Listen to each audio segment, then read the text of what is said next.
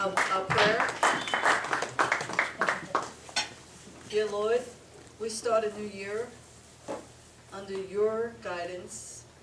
We thank you for the blessings that you have bestowed us, even here tonight with this great food, this great friendship that many of us are developing, and the great knowledge that you are the one that we will follow. You are the one that we will adhere to. You are the one that sets the path. So we do ask you, Lord, because we are human, that you protect us on this journey, and that you remind us each and every day that your will be done, and we are just servants. Amen. Amen. All rise. Pledge allegiance to the flag of the United States of America and to the republic for which it stands, one nation, under God, indivisible, with liberty and justice for all. Thank you very much. Good evening, everybody. Welcome to the East Jersey Tea Party. First meeting of the year. Yes, we made it. It's going to be a rough year, or 2, or 3, or 4. But all is not lost. And if we just stick together here, we're going to be okay. You can catch us on Facebook, East Jersey Tea Party. And Robert there is developing some CDs as the tutorials to explain to you how to get on Facebook. A lot of people don't do it. It's a great way to communicate and stay in touch. There's all kinds of news floating around that's local that you can pick up on that you normally would not with a regular email. I know I get so many emails. I'm sure you do too. And it's been my, I do this every year. I go through all the emails that I really have not been reading, and I unsubscribe because you get the conservativebite.com, you get this one, you get, how much more, it's like overload. So that's what I'm doing. We still have Fast and Furious out there. It's not going to play well for the administration. That has not gone away, although the news media has tried to put it, tuck it away, and just, don't look here. We've got Benghazi. That's important. We don't leave our men behind. I don't care if you're the president, you don't leave them behind. And I pray for Hillary's fast recovery from her bump on the head, and it seems just so convenient. I know she was in the hospital with a blood clot. That's serious, and I don't wish anybody any ill will. Even Hugo Chavez I think he's on life support now. Don't speak ill of the. If he passes away, we will not speak ill of the dead. They'll be dead. It's good. Okay. All right then. Newtown, I think we're going to hear a little bit about that. That was a tremendous tragedy. I'm not going to really comment much about that. In fact, I'm going to keep my comments short tonight because we have such a fabulous speaker. The fiscal cliff. Anybody tired of hearing that? Oh my gosh, his next one is going to be fiscal something else. I think it's going to be a ditch, fiscal ditch. Because what we have in 2 months, short 2 months time, we have the debt ceiling limit that our esteemed president wants to just have control of. We don't really need a limit. 16 trillion. I think if you start eating to my great-great-grandchildren's savings, and it really is. It's a crime what's going on here. Trash in the Constitution. Executive orders, regulations coming out of the EPA. You would think that all is lost, but it is not. Obama did win the fiscal cliff argument, kind of, in the press. He had a little bit of help there. It was either way, it was a win-win for him, because I believe that if they didn't pass it, the Republicans would be blamed. If they did pass it, either way, the Republicans are going to lose. They were set up, and I just wish they had, the House would have started passing bills to show what they could have done better but they did not, and that's unfortunate. Okay, we have an event coming up, Navigating Under the Dome. It's on Thursday, January 17th. It's at the State House. It's free. It will be from 11 to 4. It's a Monday. And it'll be about how to influence your local politicians. We're going to talk a little bit more about that shortly. Also, a Restoring Freedom rally is on a Monday. I didn't put the date in. Oh, January 21st. Restoring Freedom rally, and it is it's put on by a group who calls themselves Occupy the Hood. Yeah, they're a black group, and I believe, Nick, are you speaking at that? Nick is speaking at that. I think it is a great idea that we could try to get this bridge over to the other communities, because we are just, you know. They feel like we do, Dan, totally, and they want to discuss Martin Luther King's dream that turned into and I told them it turned into a nightmare, and I'm going to be very honest with you. Black or white, I don't care. And that's why we asked you to speak, because you're nuts. Yeah, well, next month is, there's a little bit of reverb on this.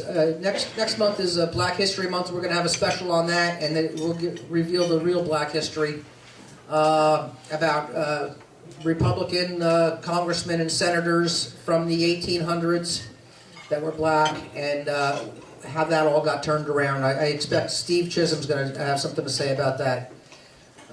He's our treasurer. Okay, Saturday, January 26th, there's a flyer, here it is. There's a flyer up here if you'd like to look at it. It's from 10:30. It's How to Lobby Your Legislators. And it's going to be a few hours of a class with luncheon. It's $30, and anybody care to go, just let me know. Please, you can email me or just tell me personally. I'll just write it down. We will be willing to sponsor some of our members, voting members. I'll clarify that. And if you'd like to go, it's going to be worthwhile. I'm going to that as well as a few other people. You're going? Okay. So there you go.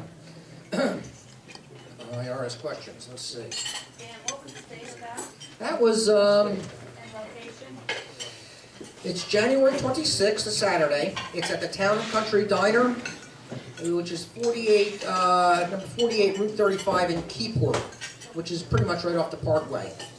So that'll be convenient. Includes a full lunch. Pardon? Okay. Full lunch with a main, a salad, and all that good stuff. Should be good. We did something similar to this last year in February. Who was that, Robert? American Legion Hall. The American, yeah, but who put it on? You got me. Gotcha. All right. Anyhow, that was very informative.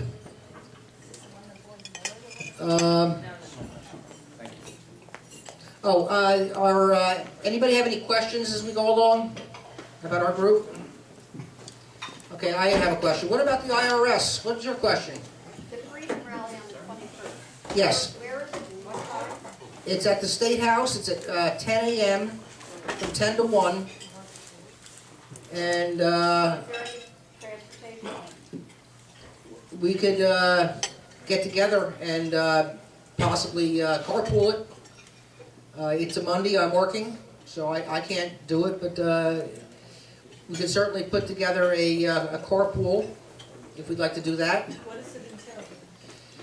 It's free. It's a rally outside the State House. For what purpose? They're going to have also music. It's about Martin Luther King's dream. It's black and white together type of thing, which is very important to me, as is the Hispanic community. I wish I could have inroads to them as well, because they're good Christian people, and they would probably feel like we did if they were, I think they're probably afraid of us. I don't know. No, they're not. There's the Hispanic family policy or federation. Mm-hmm. And they too are fed up. They're fed up with the education system. I've spoken to their leader, What's the matter with the education system? What's the matter with the education system? We're looking at it. You see, this is what's the matter with the education system, standing right here. But they're interested, but no one has reached out to them.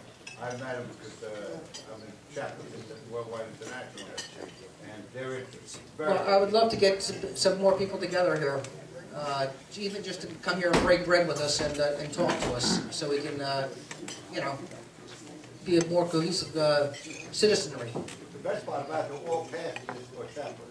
The what? All of the churches, all in the urban area, they're pastors or chaplains. Yeah, I'm going to probably return to my Catholic church. I've been going to the Methodist church, where my daughter goes. But the Catholic church just down the road from me has a lot of Spanish-speaking people. I should start attending that one instead. Or as well. The IRS, we applied for a 501c4. That was back in November of 2011. And I got a letter from them with 1,000 questions. They want to know everything about everything. And I missed the deadline. I called the guy. It was during the storm. And I had people coming up to me from my work truck. I work for Verizon. You know, hello? Are you here for me? No, I'm not here for you. I'm not here for you. I'm just here surveying trees. And, you know, we've got to get the... We'll take care of you, but you got to hang on. But he's, you know, he's listening to all this in the background as I'm trying to converse with the guy in Washington. I don't think this man has ever cracked a joke in his life. Honest to God, the guy is so deadpan. But I think I finally got through to him with the, you know, I'm in the middle of emergency here. My people are helping, volunteering, and you know. And by the way, thanks for everybody who did volunteer stuff for Sandy, victims for Sandy. Give yourself a hand, please. We brought a bunch of stuff up to Union Beach, and they were really particularly hard hit up there. And they really appreciated it. Is that right, Denise? Yes, very appreciative. Yep. And they probably still could use help. So anyhow, what do we do now that we've Romney lost the election? What do we do? Right. Pray. We do more than pray. No, we can't change the midterm elections in our favor. We do everything. How do you eat an elephant? One bite at a time. The way our group is set up is we meet here once a month. It's a social thing. We break bread and whatnot, but this is not really where the work gets done. We try to break ourselves off into small committees, and I'm thinking that the smaller the committee, the better. You could be a committee of one, but there are other people that are probably interested in a subject that you would be interested in, and you could join with them. You could be a committee of 2 or 3, and all you would do is try to concentrate on that one particular item and work it by writing letters, calling congressmen. I would call the senator, but whatever. You know, we're in New Jersey, you know. Which one, the one who stick to prostitutes or the one who don't know who's dead or alive? I'm not going there with the prostitutes. But yeah, that's our good Senator Menendez, who has a girl problem in another country. But hey, it's not in the news, so don't even worry about it. Anyhow, there's a lot of different issues that we could tackle. One of them was going to be fair school funding, which John and Denise are going to be working on. If you're not familiar with that, it's basically following the Constitution of the New Jersey Constitution, which guarantees a fair and equitable education system, not education, but educational system, keyword, for each and every student in the country, and fair school funding, which Governor Christie's behind, and a number of other prominent people in the state are behind. It will guarantee an equal amount of money for each student, and it will wipe out the Abbott district. Yes. I will be re-editing the videos from Senator Doherty when he was by us 2 years ago, and reposting that out on YouTube. Yeah, they're going to need some help. I know Camille's going to help with that particular thing. There's a committee of 3 people that are going to work that. you can join them. You'd be lobbying your councilman in town to see if they could pass a simple resolution in support of it. It's not even a law. Just, are you in support of it or no? It'll get to the governor, and if enough towns can pass this, it'll show that we have a lot of weight behind this idea, and, you know, don't be afraid, governor or whoever, legislators, where the people are behind you, and this is the proof of that. So go ahead and pass it, and the heck with the Abbott districts. They get too much money now, and I don't see the result of it. I think things are getting worse for those districts. Another possible issue would be the repeal of the Johnson Amendment. I know Daniele was going to tackle that, and that the Johnson Amendment, it was put in by LBJ when he lost a congressional seat in Texas. I think it was a congressional seat, but late in the 50s. And when he did get in, he passed a law saying that if the preachers gave their opinion from the pulpit, they would lose their tax-exempt status. And it's been that way ever since. And although hasn't been a lot of people prosecuted for this, Reverend Wright comes to mind. Yeah, there's all kinds of. There have been convictions, and I know it does have an effect on the clergy. They're afraid to speak out. They're, you know, it's separation of church and state. I mean, it's right in the Constitution, right? No, it's not in the Constitution. It's not written anywhere except for Judge Black from the 40s, his papers. He's a Supreme Court justice. So there you have it. If we could please just try to pick an issue and work it. If you want to email me and say, listen, hey Dan, I'm thinking of doing something on this. Is there any other takers on this? I could send out a list on our email list and say, here's some people working on these things, and we need some volunteers for that. Okay? That's the best I think we can do at this point. I'm also working on a place to have our mid-monthly meetings. It would be outside the restaurant venue. That would be more of a classroom type of a setting where we can get together and work on some of these ideas. I think that's important. So with that, I'm going to. Did everybody get a little red ticket when they walked in? Everybody? We didn't get a ticket. You got a ticket. Oh, okay. Yeah, it's given one to everybody. Get a ticket. She needs to be replaced. She needs to be replaced. I'll give her a raise. No, we're going to double her salary. Yes, I will double her salary.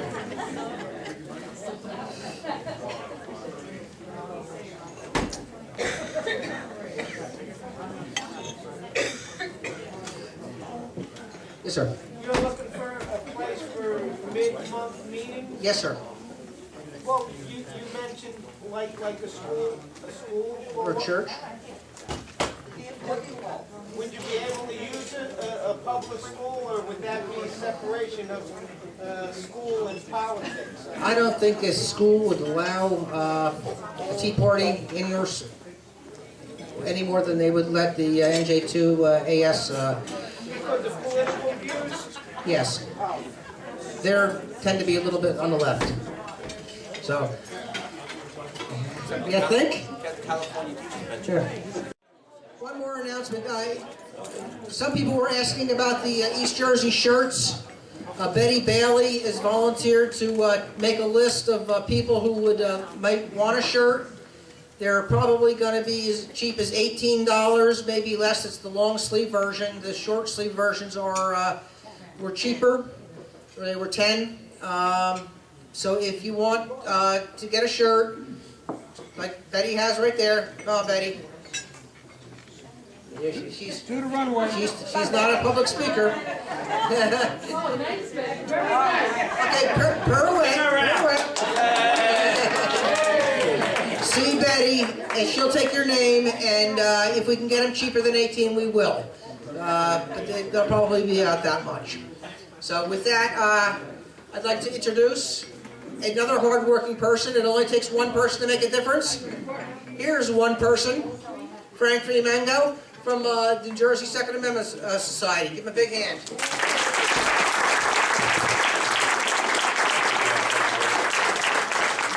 Well, I want to thank Dan and people from East Jersey Tea Party for inviting me tonight. And I look out and I see friends. So I want to say, welcome, friends.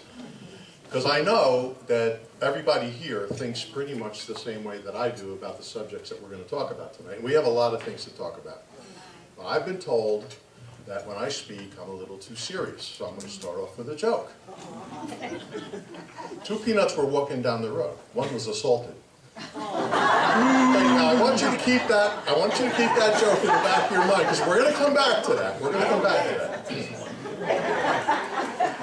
Speaking of peanuts, let's start right off with the elephant in the room. Okay, we all are grieving. We're along with the people in Newtown, Connecticut. There's no question about it. We're all parents, grandparents, brothers, sisters, mothers, fathers, cousins, and so forth.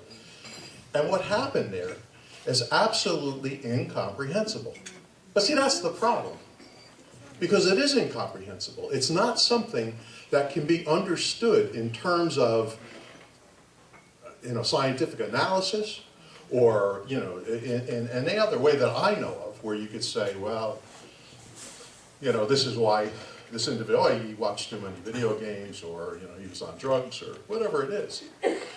It's just that the horror of the act is so incomprehensible that what happens is people who don't filter their emotions through this organ that we have up here have a tendency to look for comprehension out of the incomprehensible. And they try to come up with a reason, they try to come up with something, because no one likes the unknown.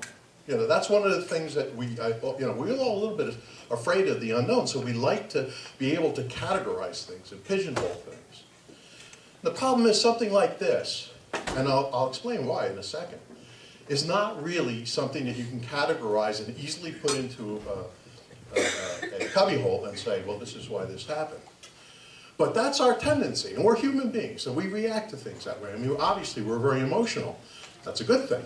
As long as you take that passion and you take that emotion and you filter it through the mind, through the brain, right? This is the organ that makes us different, right, from all the rest of the species, plants and animals. And the reason that it makes us different is because we have this faculty that these other creatures don't have. But if we don't use it, right, then we're really no better than animals, and that's unfortunately what happens.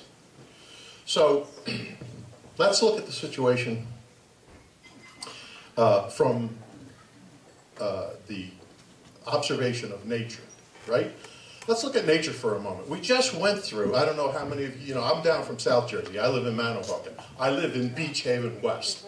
If you guys watch the news, you know what happened to Beach Haven West, all right? My street was devastated. Luckily, my house is pretty high up. I'm on pilings, but mine is a newer home. Most of the homes on my street are all ground level. Well, guess what? They're all coming down. They were all destroyed. So can you imagine, during the Hurricane Sandy, somebody going and standing on the edge of the pier and going, "Stop! I don't want you to do this. It's bad. It's evil." Well, yeah, it is bad and evil. What happened and the destruction that Sandy brought is bad and evil, but it's part of nature. It's not something that you can stop. It's not something that you can control by will or by emotion.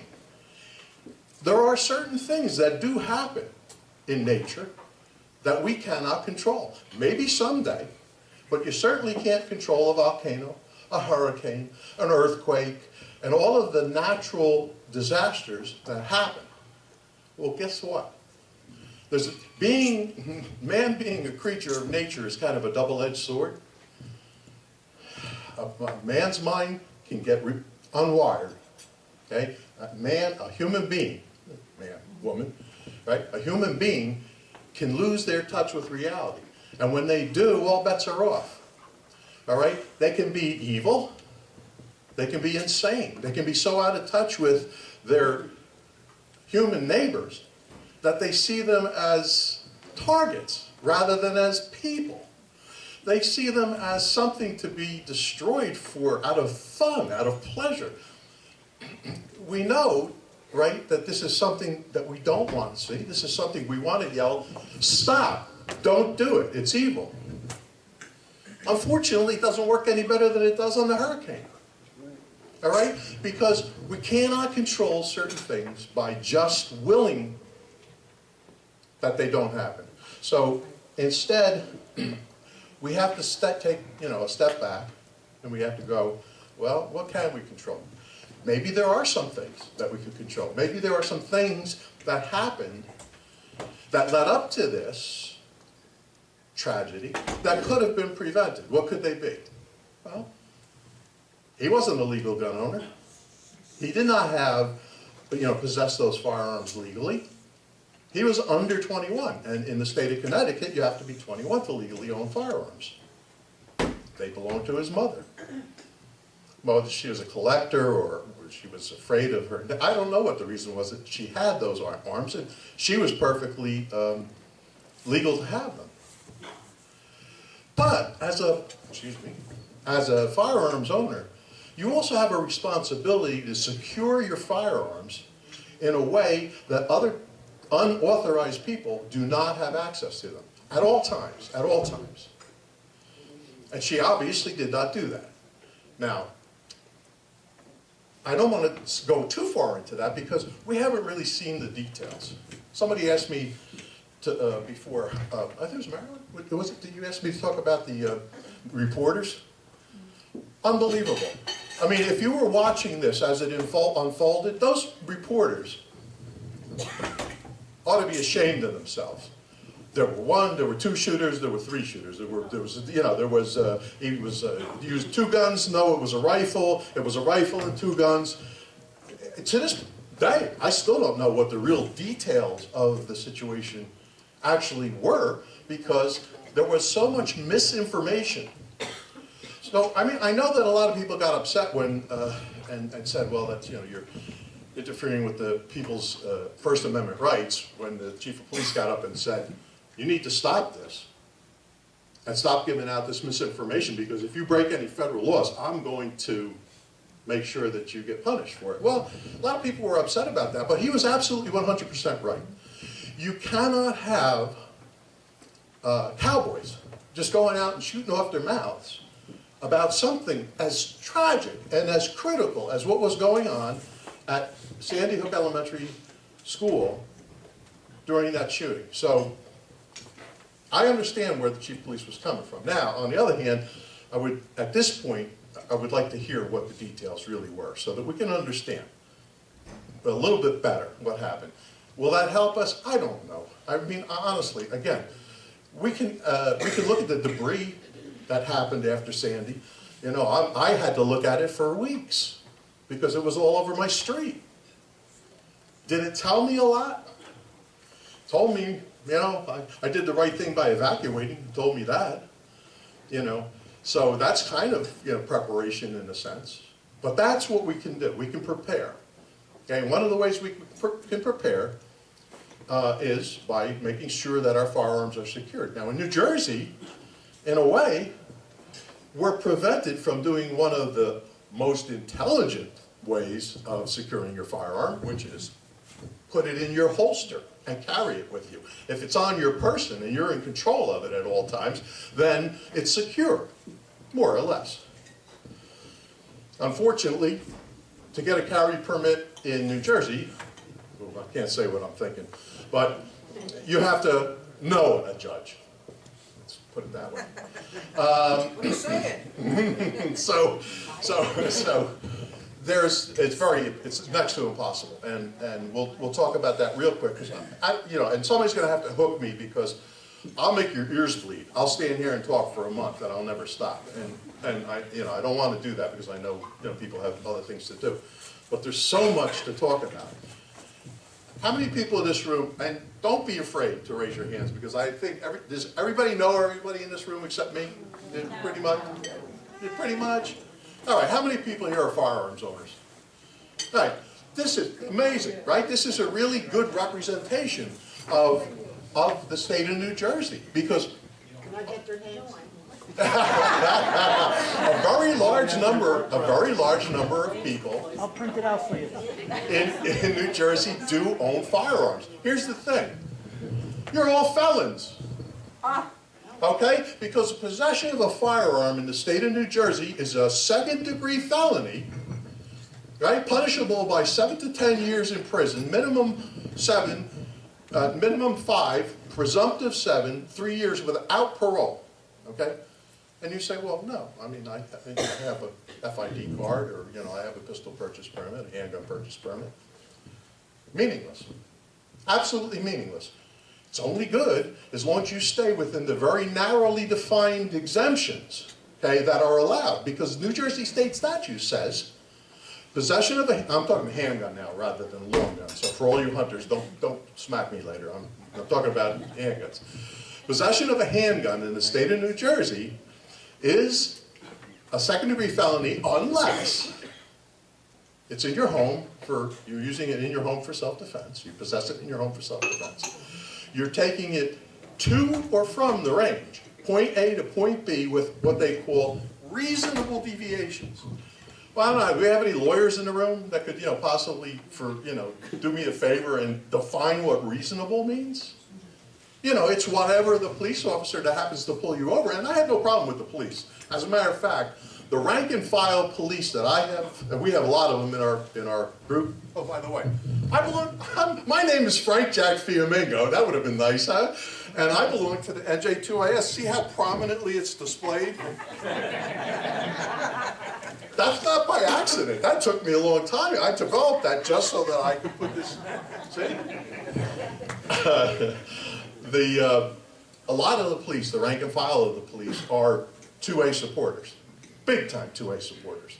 They understand that when we're in trouble, calling 911, it's a crapshoot. I mean, if they happen to be patrolling your neighborhood, great. If otherwise, you're going to wait till they get there, or you're not, because you're not going to be there.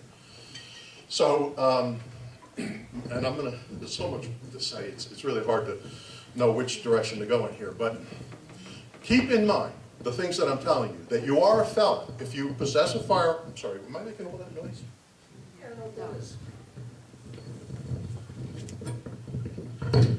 It's Goldberg. If you possess a firearm in the state of New Jersey, you are basically a felon unless you stick to those very narrowly defined exemptions. As I mentioned, to and from the range, making only reasonable deviations. I don't know whether that means you can pee or not. I really don't know. Can you stop for gas? I know, a lot of my members ask me the question, can I pick up a friend to go shooting? I said, I don't think so. I wouldn't risk it, because if somebody decides, you got a taillight that's out and you didn't know it, police pull you over and they, want to, have whatever, figure out probable cause to look in your car, and there's your firearm, you're going to be, you're facing, and even though you'll probably win the suit, you're going to be spending a lot of money. Okay? You're going to be spending $30,000, $40,000 to defend yourself just to stay out of prison. So who wants to do that? Not me. I'm not going to take that chance. What's the other exemptions? Well, if you're moving from one legal residence, where you're allowed to possess the firearm, to another legal residence, where you're legal to possess the firearm, unless your name is Brian Aitken. I don't know if you guys know that, right? I won't go into the details there, but okay. You're also allowed to go to the gunsmith, if you have a reason to go to the gunsmith and back again. And of course, when you purchase a firearm, your handgun, you can take it from from the store to your home. But understand what I'm saying. You can't have it in your car, loaded and ready to use in the event that you're carjacked, or that that your spouse is assaulted, or your kids are being kidnapped. It has to be locked in the trunk of your car, unloaded, where it will do you absolutely no good. Okay? So we have a big problem in New Jersey with regard to this. Now, why is this a problem? Well, and what is the NJ2AS about? Well, what is the Second Amendment about? It's not about guns. Because people say that, well, the Second Amendment, you gun guys, you gun nuts. That's not about guns, it's about love. It's about family, it's about liberty. You know, why do you possess a gun? You don't possess a gun. I mean, some people do. I don't want to talk for everyone, obviously. Some people collect them, they like them. They like to look at them, you know, whatever.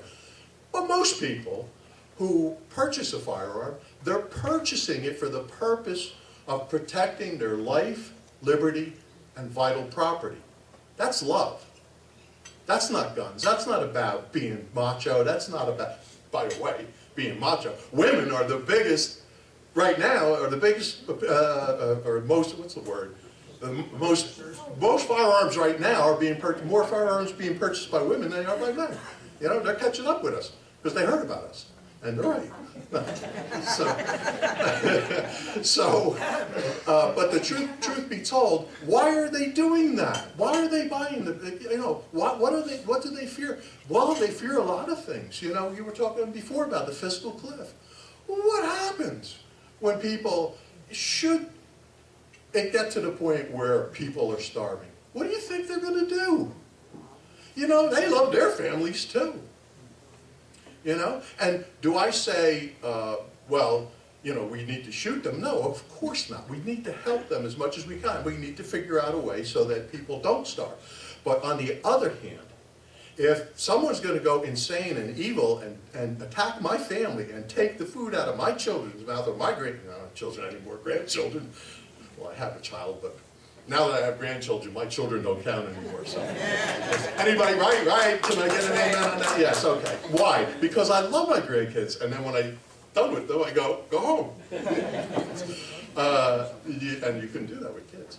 Anyway, so I say it's about love, and I'm serious. It's about family. It's about, and if it's not, let's say you're a hermit.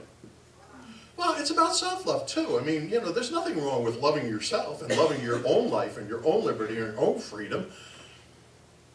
Now, I know everybody here is about liberty, right? Otherwise, you wouldn't be in this room. Tea Party members, right? It's about liberty. That's really what it's about, right? Okay. So, here's the question you got to ask yourself. How are you going to protect your liberty in the event that anyone wants to take it away from you? I don't care if it's some random thug, some criminal, or some nutcase who tries to break down my door, or whether it's the federal government who decides that we are no longer free individuals, that they're going to confiscate our weapons, and they're going to tell us what we can and cannot do with our lives. And that's not what liberty is about. In fact, we haven't had liberty in this country for such a long time. Because liberty, what does it really mean? I mean, when it comes right down to it, we all have to, you know, somebody give me the hook when it's necessary. We all have one thing that we own. We have one thing that we all own for sure. Right? We own ourselves. Right? Because if we don't own ourselves, and even if, I know some people who are religious say, well, don't say that, God owns. Well, that's not really true, because even if you're religious, right, God put you on earth and said you're responsible for your own life, right? Am I wrong? I mean, I don't know any religions that say, you know, that's the whole thing about free will and all of that, right? So, if we're responsible for our own lives, then we're responsible for protecting and preserving those lives, right? And not only our own lives, but if you talk about life, liberty, and the pursuit of happiness, what is more important to the pursuit of happiness than family, than your children, than your wife, than your grandkids and your cousins, and, you know, I mean, without that, what do we have? You know, it's an existence, it's not a life. I mean, I can't imagine my life without family. Maybe that's me. I don't look around and I saw a lot of people smiling, so I think it's everybody. So, if we own our own lives and we have a responsibility to protect that life, and ultimately, it falls to us, right? Because if we're, you know, walking down an alley somewhere, it falls to us. We're not going to have time to call 911, or we could scream, but maybe there's nobody there. And I'm not even saying that the firearm, if you're carrying a firearm, that it's always going to save your life. Maybe it will, maybe it won't. But you got a hell of a lot better chance with it, right? If you hear, behind you and you're prepared than if you're standing there. And I compare it to this. I wrote an article that was published in the Record just last Sunday, I think it was. And what I said was, we go out in our car, you know, and we've you know, gotten insurance, and we've taken lessons, and we're real careful about, you know, hopefully we try to drive the speed limit of 80 miles an hour on the parkway is the speed limit, I think. And, you know, but around town, you know, we're more careful around town, and we don't drive to stop signs and so forth. But there's no guarantees, right? There's no guarantees that somebody drunk won't be coming at us head on and hit us and kill us, right? Now, in a car, all you can do is sit there and wait and hope your airbags will save you, right? You have no defensive maneuver in a situation like that, right? But if a criminal or somebody insane is coming at you, you want to be able to have a defensive maneuver so that you have a better opportunity of protecting your life than you would otherwise. So with that, I'm going to tell you a little bit, real quickly, about the New Jersey Second Amendment Society, who we are, what we're all about. I'm going to beg you to join, because there's only one way that we're going to protect, that we're going to share this love, protect our families, and move forward with this mission, and that is to have numbers. You know that in the Tea Party. We have all these little different Tea Party groups, and then recently I saw that there's a Tea Party caucus, or a Tea, hopefully, I don't know how that's working. I hope it's working out well, because alone and separate, we're not that strong. Together, we're indomitable. We the people, right? We the people. And there's a lot of different ways that we can express the fact that we the people. We can write letters. People say, oh, what's the point? You know, there's a point. And trust me, there's a point. If there's enough of us, believe me, when they see them, whether it's emails, phone calls, faxes, visits, I don't care what it is, right? They see enough of them, they go, holy crap. I better listen, because come voting time, these people obviously are riled. You know, they're not going to sit at home.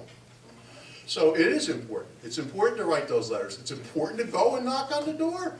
Well, you know what? They work for us, damn it. That's right. Right? They work for us. I pick up the phone and I go, you know, Assemblyman so-and-so, I want to come and visit you. I want to talk to you about the Second Amendment, or I want to talk to you about this, that, or the other thing. Guess what? They see me. You know? So they're not going to deny you. If you say, I want to come and talk to you about liberty, family, love, they'll see you. Trust me.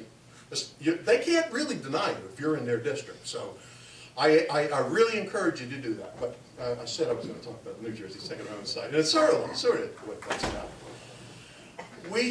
I founded this organization about a little over 2 years ago with a few other guys. We were on, I'm not really much of a gun guy, to be perfectly honest with you. I never touched the gun until about 2 years, a couple months ago.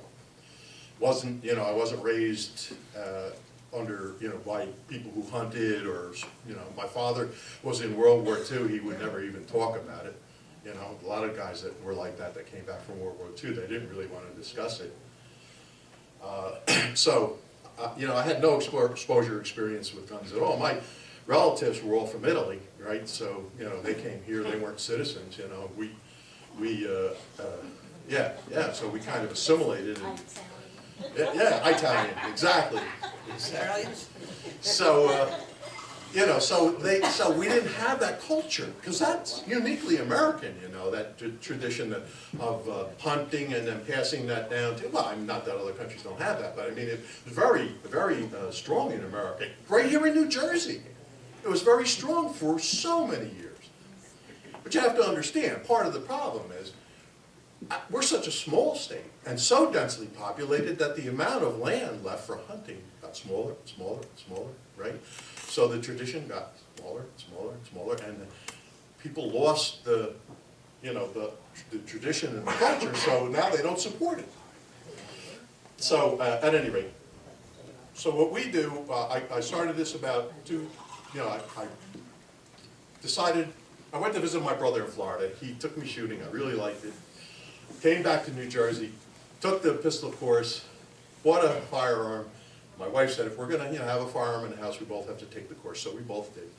And then, we really kind of enjoyed it. So we were like making a date out of it. Now we're 63 years old, or at that time I guess we were 62 years old. And it was like a date again. We were going, we would get up on a Wednesday morning, 10 o'clock in the morning, we would go to the range, we'd shoot for an hour or two, And then on the way back, you'd want to, right? A lot of people do that. It's because it's when you're, what's that? On the way back, you want to what? On the way back from the range? What? You didn't finish the sentence. Okay, well, we would go, we would shoot, on the way back from the range, you'd say, well, I said to my wife, well, let's stop for lunch. She said, don't you remember from the course? You can't do that, it's not a reasonable deviation to stop and get a burger. So that's what kind of got me thinking. I started talking to a bunch of guys on the New Jersey Gun Forum. We all got together and we started the New Jersey Second Amendment Society. What do? We have monthly meetings. We try to accommodate the entire state, which is a difficult thing to do because this state is weird. It's thin and narrow and long. So we have meetings down in Winslow, which is South Jersey. We have meetings in Toms River, and we have meetings up in Belleville. This is my Italian. For those people who are Italian here, I'm describing. You're yelling too much. Sorry. So we try to rotate the meetings so that, we can hit the different areas. And what do? We have speakers. We've had speakers, we've had everybody from, we've had demonstrations of home safety, not even having to do with guns, things that you should do, your windows, your doors, safety things that you can do at home. And we've had demonstrations of, how to properly handle a firearm in a home defense situation. We've had speakers, we've had Black Man with a Gun. This is a podcaster in Maryland who, very wonderful guy. He happens to be a reverend, and he's a very religious man, but he believes in the right to keep and bear arms. So he came and he spoke to us. Rabbi, the gun rabbi, we've had the gun rabbi come and speak to us. Wonderful man. Terrific guy. And if you don't know him, you got to go and see his stuff. He writes wonderfully. And we've had everybody from, low level. We had the first bipartisan debate, or not debate, but let's say the first bipartisan presentation on the Second Amendment. We had Senator Michael Dougherty, and Senator Jeff Van Drew. One Republican, one Democrat. They came. It was phenomenal. I mean, everybody got to ask their questions, and it was a really good presentation. We've had Alan Gura. For those of you who don't know who Alan Gura is the Supreme Court attorney who won the cases Heller and McDonald. Right? The Heller case in D.C. and the McDonald case in Chicago, which the Supreme Court said the right to keep and bear arms is an individual right. Unfortunately, the morons forgot to say anywhere. So instead, it's been interpreted because the cases involved banning the possession of a handgun in the home. So since the cases involved possession of a handgun in the home, that's the only thing that was actually adjudicated. So now, yes, everyone has a right to possess a handgun because Chicago was banning them, DC was banning them, and so forth. So we've had, and he's phenomenal, great speaker. He's probably the most potent 2A attorney in the country. So we've had a lot of really interesting speakers. I can't think of them all right now, but we've had really quite a number of very, very good speakers. So we do that. We also have Operation Established Compliance. Well, what does that mean? Well, we have this thing. Well, we sued the New Jersey Division of State Police. We took them to Superior Court. Yeah, we had to. Why? Because we were getting calls from people saying, how come I got to get a notarized copy of a letter from my spouse saying it's okay with them for me to own a firearm? Doesn't say anything in the statutes about that. Somebody, how come I got to do this 4-page quiz? Complete this 4-page quiz in order to get my... Doesn't say anything like that in the statutes. So we would call up this chief of police and say, what the hell are you doing? And they would go, oh, I've been doing this like this for 30 years. Don't tell me my job. Well, okay. I understand. So what we did was we got smart. We took us 6 months. We raised $10,000. We retained an attorney. We looked at the statutes, and he looked at the statutes with us. We asked for we asked these towns, where were they getting this information that they could do it the way they were doing it? And they said, oh, we're getting it from the New Jersey State Police Firearms Applicant Investigation Guide, which if you can say that 3 times fast, I guess you can get one, but they wouldn't give us one. See, we asked for one because we said, well, we need, if we're going to advise people about the proper, what's proper and what isn't, we need to have a copy of the guide. No, you can't have one. Why is that? Well, because we're not giving it to you. So we did, we made an OPRA request, Open Public Records Act request, and they refused to give it to us. They said they were exempt because Christie had issued an executive order that exempts certain departments in this, from having to submit to OPRA requests. Yeah, I know, it's disgusting. So, but we questioned whether that was valid because it said for certain things like standard operating procedure manuals and things like that, which this wasn't. This was a guide, right? So, but unfortunately, we took them to Superior Court and lost because the Superior Court judge agreed with them that, they didn't have to give us the guide, right? So now it's in appeal. So that's one thing that we're doing. We're still suing the state police on that. We hired an attorney, we retained an attorney to go to the individual towns that said, well, we're not going to change our procedures just because you ask. Guess what? One lawyer to another, he would call the municipal attorney of the town and go, do you realize that your police department is out of compliance and you personally are liable for the fact that you're breaking the law? I said, oh, well, I don't know about that. Oh, we'll take care of it. In every single case where we've challenged them and we've sent them a letter saying, you are breaking the law, you're breaking New Jersey firearm statutes by not complying with the statute that says there are 2 forms, criminal background check, mental health records check, fingerprinting, which by the way, you have all of you who are firearms owners have gone through this. You have to jump through hoops just to get your firearms purchaser identification card. But those are the only things that are allowed. It's the 2 forms, criminal background, mental health check, get your fingerprinting, you give them the references, you give them an employer verification, that's it. They supposedly have 30 days to process it, and then they give you your firearms purchaser identification card. But that's not what they were doing. So we're going after that. We're also going after the delays. People are telling me 3, 6, 9, 12 months they're waiting. It's supposed to be 30 days, max 30 days. So we have a lot of issues. I won't go into, obviously I've gone into too much already. So why don't I do this? If we still have time, do we? Yes, we do. Okay, if we still have time, I'm going to open up to Q&A, and if you have specific questions, please feel free to ask about anything, and yes. Going back to the Oprah issue. Yes. If I understand what you said, basically the governor came out and said that an open records document was not going to be made public to you. Based upon what criteria? Was it privacy information? Yeah, yes. The claim is sensitive information. What information specifically?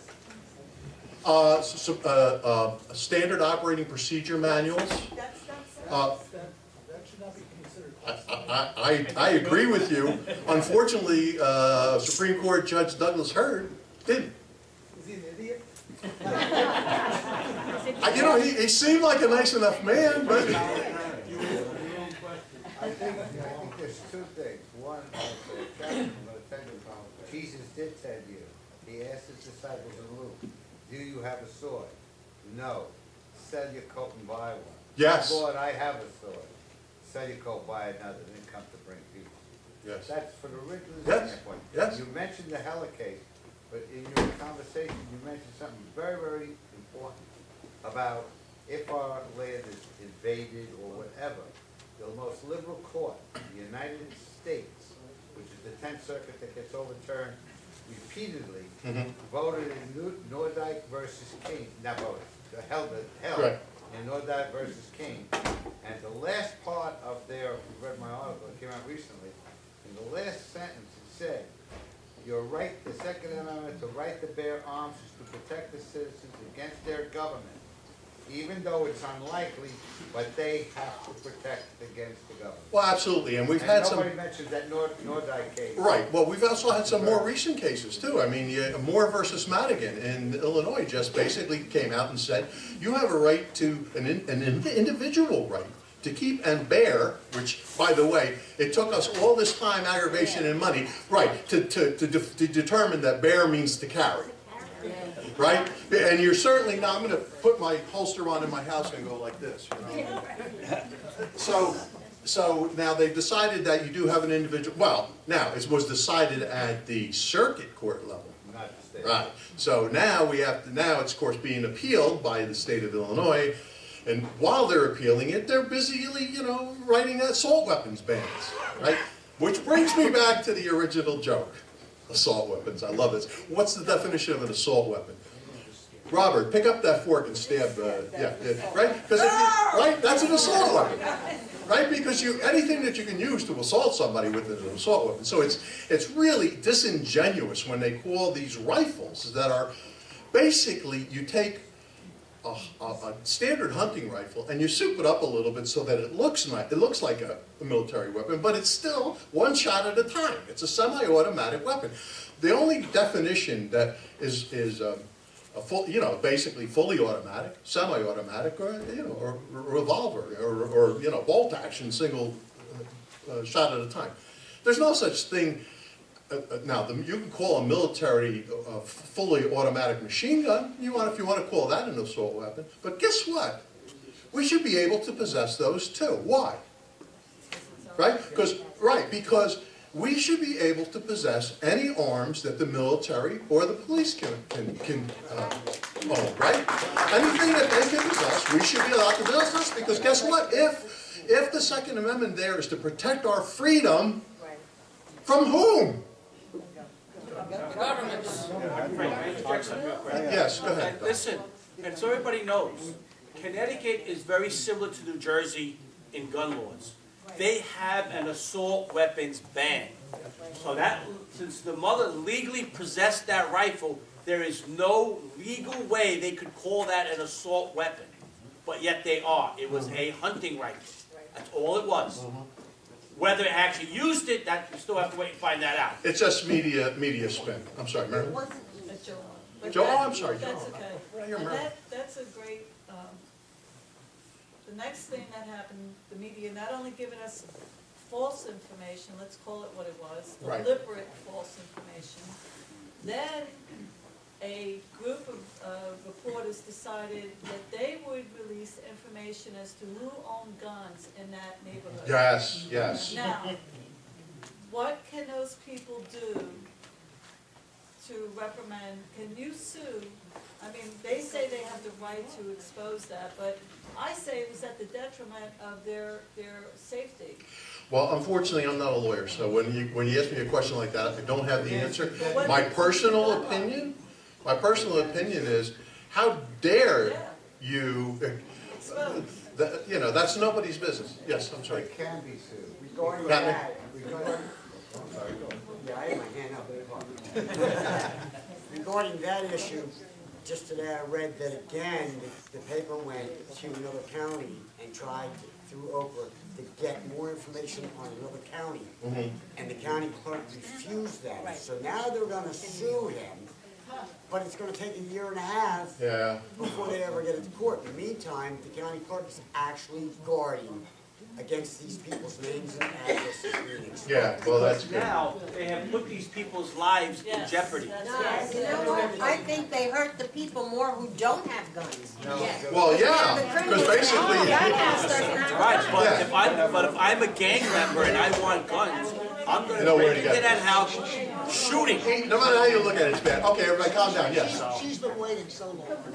Well, now, I'll get this gentleman then. This is not a question, but last night as well, I was scanning through TV, I ran into the very end of it, and I need to show. There was a college gentleman who was against gun. He once used the Freedom, called the Freedom of Information Act Right. to publish the gun owners Yeah. on the internet. I I only catch the very end of it, so I Yeah. don't remember the name of the guy or what the organization was from. Yeah, So they also tried to get, yeah. use I it. don't know what the legality of that is, but I would say that it's wrong. I think it's crazy. Yeah, it is, of course. Yes. I think that it was put in as a second amendment, as I understand it, when we were fighting the American Revolution. Yes, the British. We were fighting the British. We had the Minutemen. That's They correct. had to be ready. That's to correct. go. And it was against the the people. government, the dictator, and that's exactly what we have now, and that's what it really is necessary for, government. Thank you. That we Oh, have right. to protect ourselves and not be without any kind of way to defend Now, ourselves. if you don't mind, I'm gonna just very quickly share my personal code with everyone, okay? My personal code goes like this. I, as a human being, have absolutely no right to initiate the use of force or fraud against another human being. And no other human being has the right to initiate the use of force or fraud against me. So as long as I'm minding my business and I don't initiate force, you know, I can use persuasion, I can use different techniques to interest you in a product that I have or land or whatever.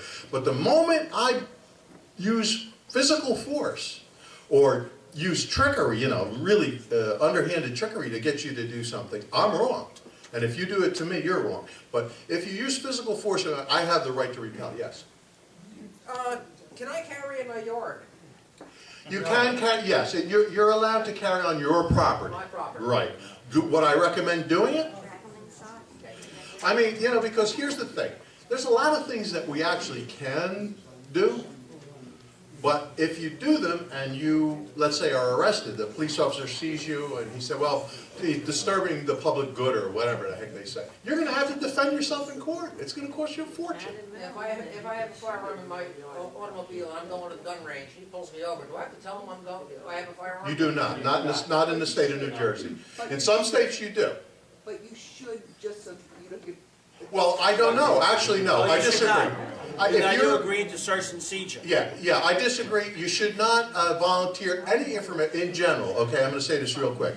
And I am not against the police. We have a lot of police officers, but they can't help you. A police officer can never help you, no matter what they say.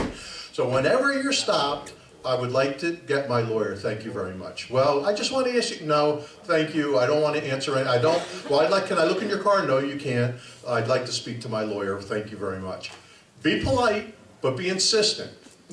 No matter what they say, well, if you tell me now, it'll be easier on you. No. And don't say anything, because anything you say, even the most innocent thing that you say, can be misconstrued, either deliberately or by accident. So just be careful. Yes, sir. I was just looking through the news. New York State has just introduced to the Senate an assault weapons ban. No grandfathering, no possession at all, no registration. It's a Class B felony, same as rape 1 and manslaughter 1. Yeah, for doing nothing, right? For possessing a tool that by itself can do no harm to anyone. And they just redefined what an assault weapon is, and it's all in this whole bill that's predated to the month of January. Bunch of nonsense, all the way in the back, Dave. I have three short points. Number one, if you control the language, you control the argument. Yes. An M16 they gave us in the Army is an assault weapon. A gun that looks like an M16, an AK-47, or whatever, is it's used just like a BB gun or a cap gun. Each time you pull the trigger, it's not an assault weapon. Don't let the liberals get away with calling these assault weapons. It's not true. Number 2 point, I have a card in my wallet that allows me to carry a concealed weapon in 38 states, but not the state that I live in. So I'm sitting here thinking, if a nut job comes through that door shooting, this chair goes through the window and I'm right behind it, you people near the door are in big trouble. Okay? Why can't I carry? I cannot protect myself in my home state because, frankly, the NRA, which I'm a member, they've written off New Jersey, which is why I'm a member of the NJ2AS. We have to be more proactive in standing up for our rights.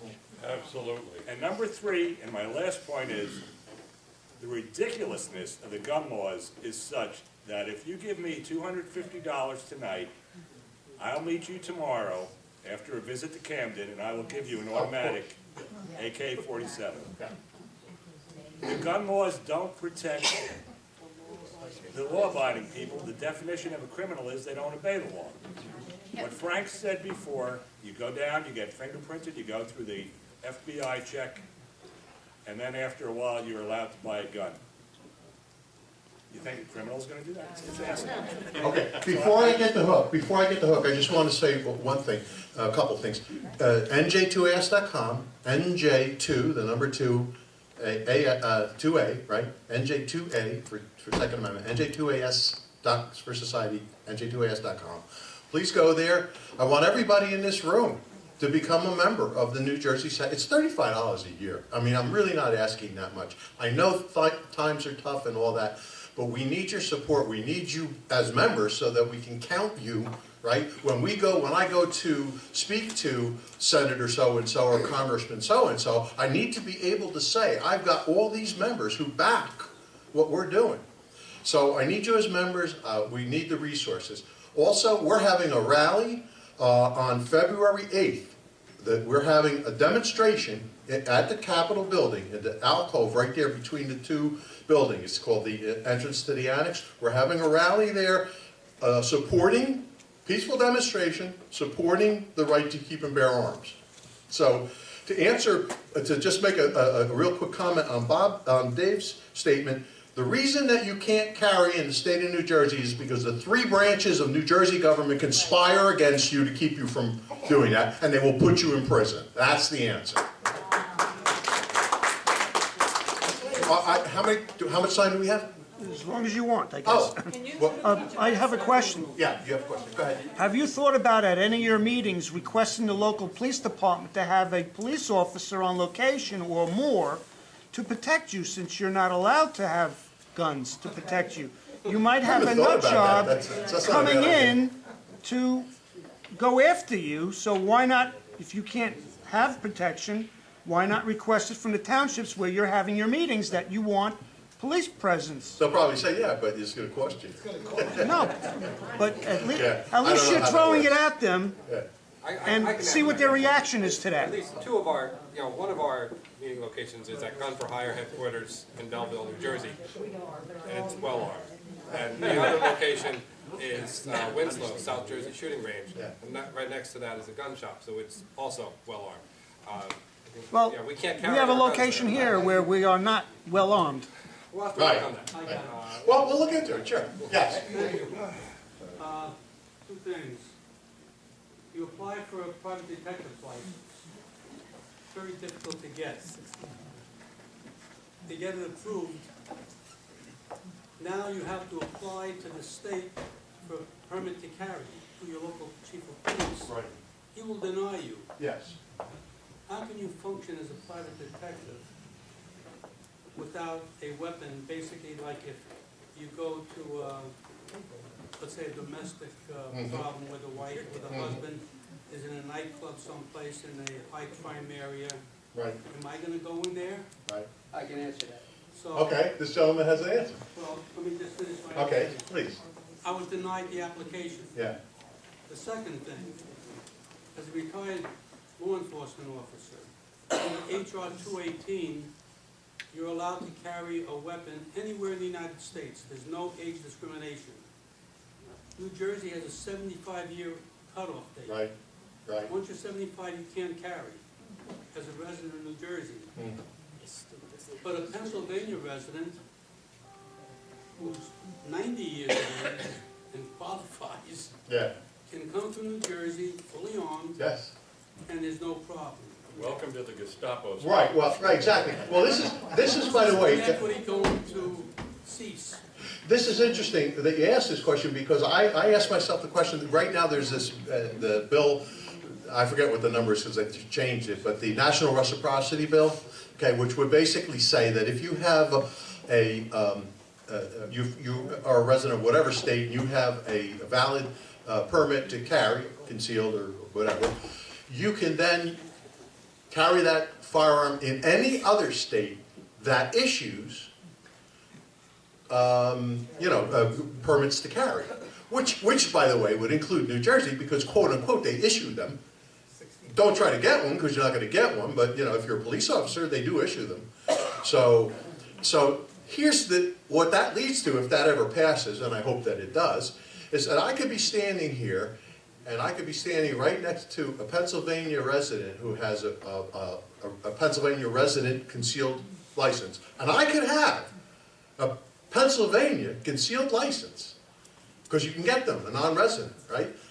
We could be standing right next to each other. He's perfectly legal, but I'm a felon, right? I'm a felon because you have to have your carry permit from the state of your residence. So it's a yes, you've had your hand up for a while. Yeah, I want to talk about Adam Lanza. Yes. For a minute or two. Yeah. I'm a reverend, and people don't understand there is an evil spirit called Satan. God, the Bible talks all about him. And Adam Lanza had a web page dedicated to Satan. If you look at Aaron Klein reports, I tell a lot of people, he's on Sunday night from 7 to 9 p.m. on 77 WABC. 7 to 9 p.m. He's a private investigator. And he has investigators under him. Have you heard of Jerome Corsi? Well, he is one of his investigators. Adam Lanza was a Satanist. A Satanist object on this earth is to kill, to maim, and destroy. That's what the Bible says.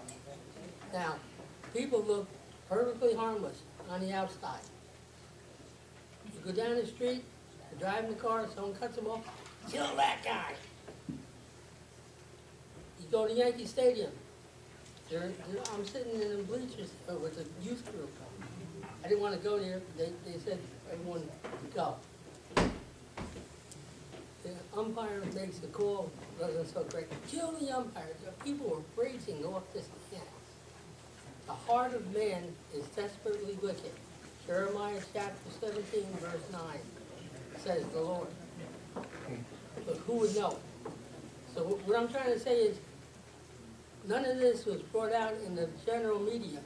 But if you go on Aaron Klein investigations on the internet and pull up last week's tapes and listen to them, you'll get a whole different perspective of this kid. Okay, well then I recommend that anybody that's interested in doing that, that you do that on your own, do your own investigation and, make the determination for yourself. Yes? Yeah, I just want to tie into something that you said. You said part of the Second Amendment was to protect us from the government. Primary reason. Okay, a modern day example, about a year or so ago, Gibson Guitar, they got raided by, I think, the EPA or something, Customs, and they got all of their special imported whatever kind of wood that they were going to use to make their guitars. They got the whole shipment seized, and all of the wood that they seized, it was imported properly. They followed all of the customs regulations, and yada yada yada, and they still got their property seized for about a year and a half. And I don't know what the rest of the story was. I think they recently got it back. But there you go. You're protecting. If Gibson Guitar had weapons, maybe their property wouldn't have been seized. Okay. I want to step in here a minute, and I do understand what you're saying, and I don't want to get into it too deeply, but I think primarily what we're talking about here is threats to our lives. I mean, that's really what the property. Yes, property. Obviously, you can't live without property. So I'm not saying no, we don't have a right to protect our property, but we have to pick our fights, and I'm not sure that I don't know enough detail about that. Yes.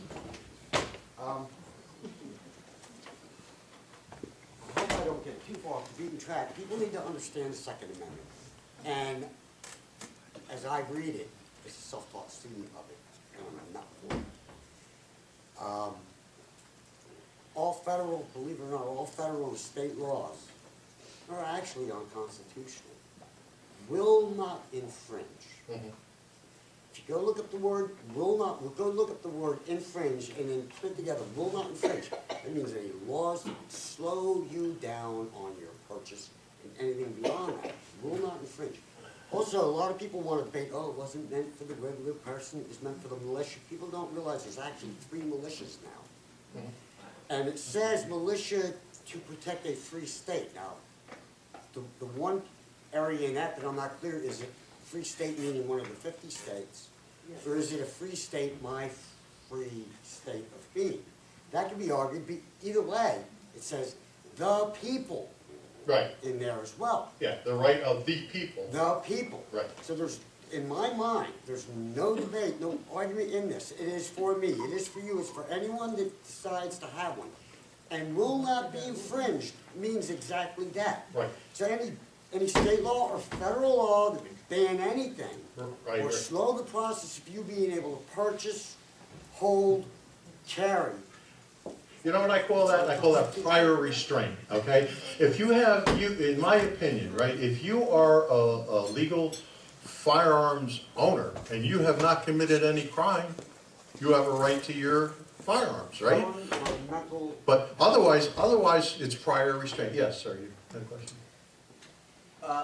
We're living in a day under a two-party system that clearly wants to do away with that pesky document called the Constitution. Yes, that's clear. In the event that that day comes, and we're seeing it before our eyes coming sooner and sooner, that the Second Amendment is finally trashed and they come after our guns, what will be the response of gun owners like yourself, like people in this room, like law-abiding citizens, like people in the police and the military?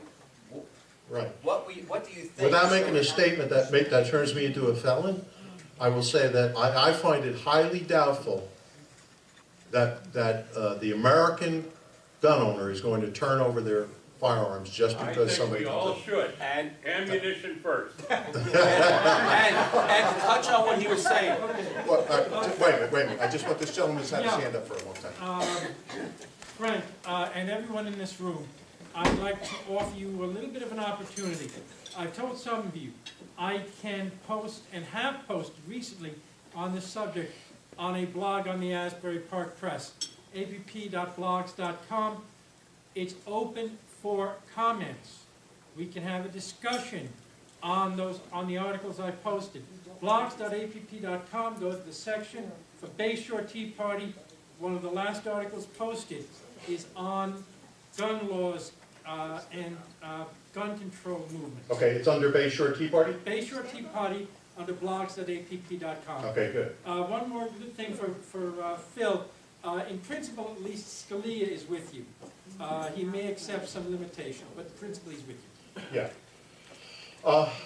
Gentlemen? A quick question. Sure. Observation. About a year or so ago, by executive order, posse comitatus was basically neutralized. Yes, I know, NDAA.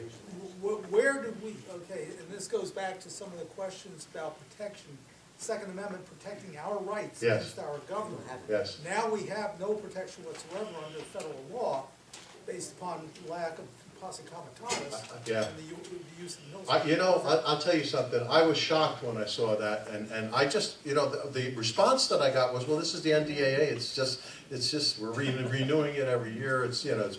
I said, yeah, but you know what? I never remember seeing anything in there that said, you know, that they could take our property. They can come in. You know, what is that, right? And I thought, you know, well, you're what do you take off your tinfoil hat? You know, you're making a big deal out of nothing, right? You know, I guess it's above my pay grade, because I'll tell you, I can't see how it can be good. Yes, ma'am. Everybody here is aware of Obamacare. I don't know how many people here have read it, but within that document, there's a segment that says that there will be a national reserve, Yes. independent of the military, Yes. that will report to Mr. Obama. I would like people here to think about the effect that will have on anybody here who has an arm in their possession. Just think of the threat that will pose, not only to the people who have arms, but those who are independent of arms. The whole country is threatened by Well, here's the point that I'm going to make to everybody in this room, because I think there's a lot of concern. I hear a lot of concern, and you're right to be concerned. I need you to join. I mean, that's the answer. If you want to know what the answer is, we have to fight this, right? We don't want to fight it with our arms. We want to fight it so we don't have to fight it with our arms, right? So, yes. Oh, you're joining? Oh, thank you. Frank, I got to get a check from you. Why are you looking at that real quick? Okay. Ladies and gentlemen, let me explain something to you right now. Done? Okay? We were talking about the fear of a possible civil war if they come and take our guns, about Obama's private army. That's all well and good, okay? But more than 90% of our armed forces and most of our police officers and those who have served in the military have taken an oath to uphold and defend the Constitution of the United States of America. If they try to change that, we did not swear to protect the president. We swore to protect the Constitution of the United States. These men and women have arms in our armed forces and our police force will join with the civilian population to take back this country if need be. Well, so that's hopefully the truth. I'm getting the hook, guys. I think it's time for me to get off the stage here, so I'm going to just say thank you very much for your attention. I really appreciate it. Don't forget our website, nj2as.com. Please join. We need you, and then we'll fight this thing together. Thank you very much. Thank you, Frank. That was really quite informative. I want to thank everybody here from the NJ2AS for coming. A lot of familiar faces as well. I haven't seen in a while. I'm glad everybody can make it. We're not going to we're going to officially end the meeting, but we hang out afterwards if you'd like to and talk. You can stay as long as you want. And we have a glitch on our next meeting on February. It's not going to be the first Thursday of the month. For the first time in 3 years, it's going to be the first Wednesday because the place is booked on Thursday. So I hope you can make it Wednesday. I'll send an announcement out. If you show up Thursday and nobody's here, you'll know why. You all know how we end these meetings. So let's do it. All rise. And make me started, huh? God bless America, land that I love. Stand beside her and guide her through the night with the light from above. From the mountains to the prairies to the oceans white with foam. God bless America, my home sweet home. God bless America, my home sweet home. Thank you, everybody. God bless.